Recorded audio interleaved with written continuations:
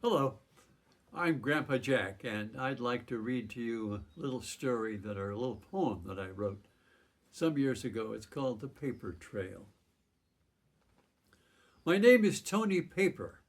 I'm 11 inches tall. I have a lot of cousins. Some are big and some are small. I guess my Uncle Charlie is the one who wins the prize. He measures 14 inches, but of course, he's legal size. My home is in a ream where I have lived since just a lad. My single cousins choose to live in someone's memo pad. You probably have guessed by now, before I start my caper, we're a family known more commonly as plain old writing paper. I became a lot more special than a slice of cold salami when an expert started using me to practice origami. He shaped me like an ostrich and an alligator, too. I guess I've been most everything you might find in a zoo. But then one day, this fellow did a really clever thing. He made a paper airplane with a sweeping delta wing.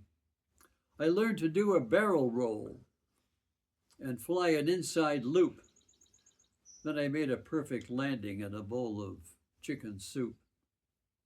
But the thing I have to tell you that I'm noted for the most, I'm the first one of my kind to ever fly from coast to coast.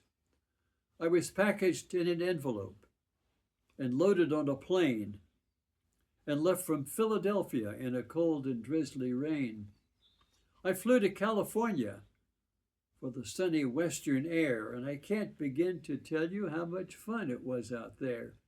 I arrived in Cupertino, and before I could unpack, someone opened up the envelope, and there was Grandpa Jack.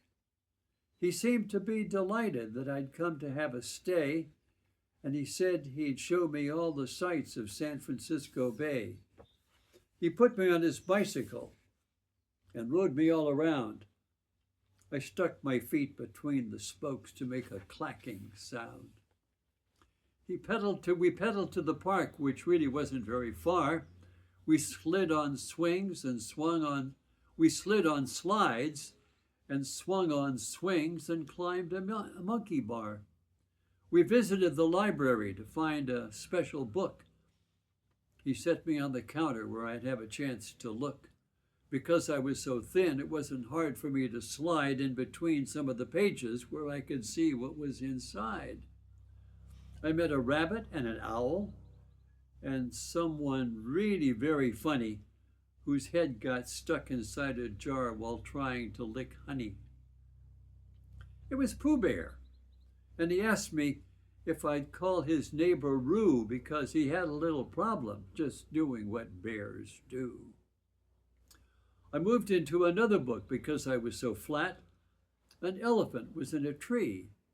A cat was in a hat. I listened very quietly. It was the thing to do. It's not polite to make a sound when Horton hears a who. I went from book to book, and there was one I couldn't pass.